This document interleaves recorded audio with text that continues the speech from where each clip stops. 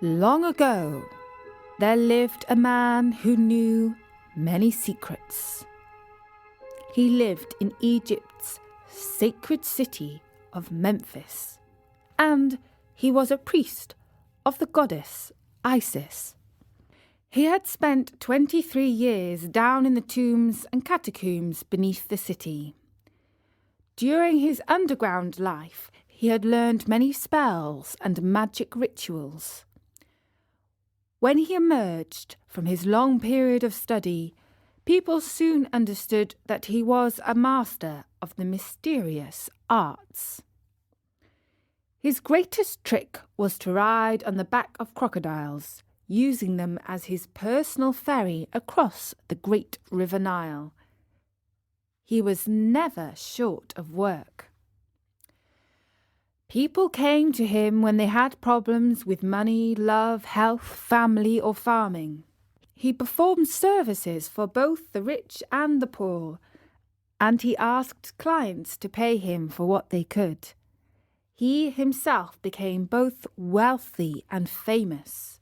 His name was Pancrates, but most people knew him merely as the sorcerer. Now, this famous sorcerer had a magic helper. It was an ordinary broom, which he dressed in clothes, including a hat and a linen smock. It spent most of the time propped up in the corner of his kitchen. But when Pancrates muttered a secret charm, it suddenly became alive. The broom strutted about on two legs and grew arms to perform tasks like fetching buckets of water from the well or cleaning the floor. It would even go to the barrel and pull a tankard of beer for its master. When he had no further use for the magic helper, the sorcerer would snap his fingers, and the helpful broom would go back to the corner and turn into an ordinary stick with some brushes on the end. As you could imagine, the magic broom was a trick that impressed almost everyone. It was indeed extremely useful, but not much company for its master. The sorcerer lacked a human companion. He did not marry, and as he grew older, he began to fret that his secrets would die with him. He decided to look for a young apprentice. His friend, the schoolmaster, told him of a bright young boy who was looking for a career that would take him far. When the boy left school, he became the sorcerer's apprentice. As I have mentioned, it took the sorcerer 23 years of hard study to learn his craft. He promised to teach the boy all his secrets in as short a time as 10 years. In the meanwhile, the boy should be his helper. There was plenty of work for him to do, including collecting ingredients from the fields and riverbanks, and mixing potions in the house.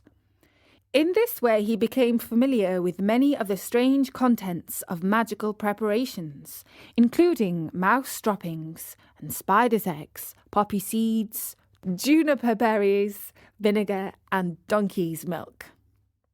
He learned how to measure the parts exactly, heat them up and mix them. But during all this practice, the sorcerer always held something back. He did not feel ready to give the boy the magic words that would spring his spells to life.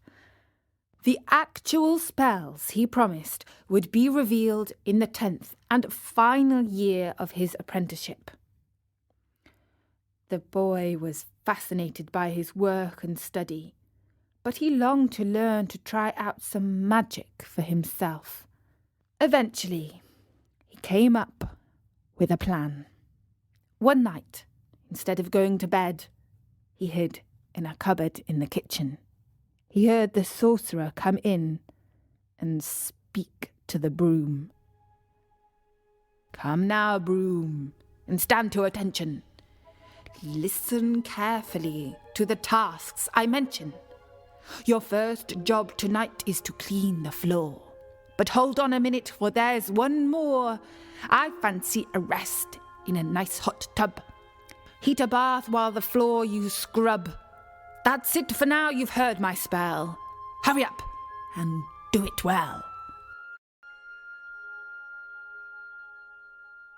When the boy in his hiding place heard these words, he thought, "Is that it?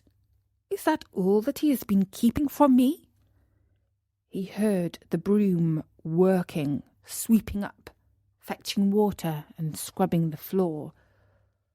All the while, the boy sat silently. Eventually, when the bath was ready, the sorcerer went to soak his old limbs. The apprentice slipped out of the cupboard and off to bed. He could not sleep, for he was thinking to himself, "A young boy can say a few verses just as well as an old fraud, no matter how rich and famous he might be." A few days later, the sorcerer had business to attend to, away from the house. Before he left, he gave the apprentice instructions to make sure that everything was spick and span. The boy thought to himself, "I certainly will do my duties, but I shall use some simple magic to help me." When the old man was safely gone, the apprentice went into the kitchen to give orders to the broom. He spoke the exact same words that he had heard the sorcerer say. The broom immediately stood to attention and set to work.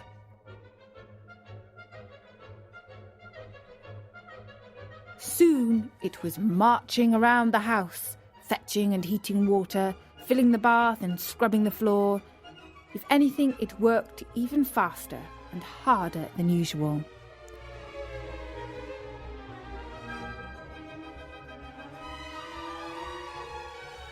The boy was delighted.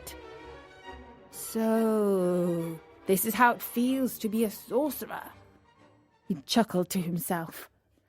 "Nothing in life is hard when you know the secret. Of course, when I am rich and famous, I too will make a mystery of my art. I will be sure to tell everyone how long I have studied to get where I am.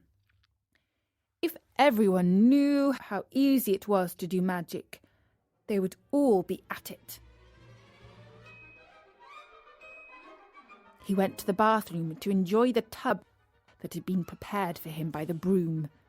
It was already too full, and water was starting to trickle over the side. The broom came in and threw another bucket into the bath. Now the water was gushing. "Stop!" commanded the boy. "Can't you see that you are causing a flood?" But the broom took no notice and rushed out to fetch more water at an alarming speed. The boy followed after it frantically, trying to speak in verse. "Hey, you broom, there's no need to run. You can stop now that your work is done." "Oh dear, that doesn't seem to do the trick. How about this? Stop, it's time to quit. What rhymes with quit? Oh yes, I don't like what you're doing. No, I don't. Not one bit. No, doesn't work. Oh, just stop, please. I'm on my knees. See me beg. On one leg. Ah! This rhyming thing is ridiculous. Can't you obey orders? Broom!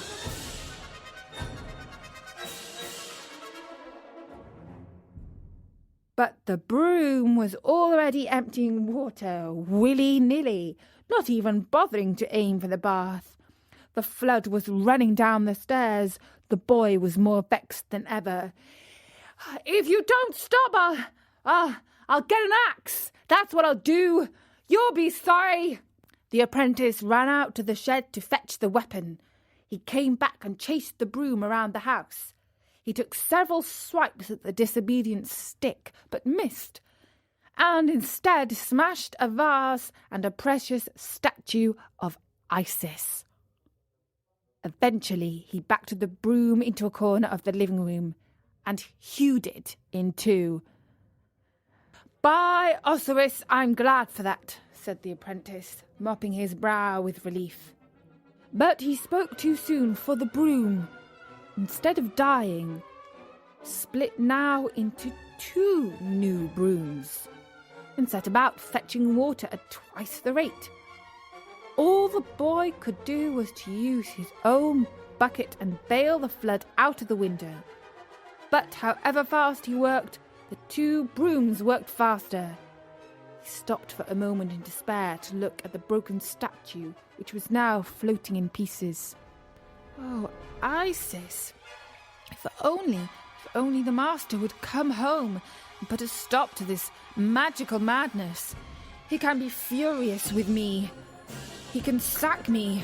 But just let this end before the whole house looks like the River Nile in a full flood. A minute or 2 after he made this prayer, the sorcerer appeared in the room as if by magic. Well, to tell you the truth, it probably was by magic, but the boy was far too exhausted and confused to be sure exactly what happened. The master of enchantment merely snapped his fingers, and the 2 brooms stopped and stood to attention. "Now, without any more duress, set to work and clean up this mess," he commanded. And the 2 brooms did as they were told. It looked so simple and easy, but the apprentice now knew that the work of a master of his craft is far from easy. It takes years of practice to do something well. You should always respect learning and experience, and you should never meddle in something that you do not understand. The sorcerer did not punish his apprentice, because he knew that this was one lesson that he had learned well.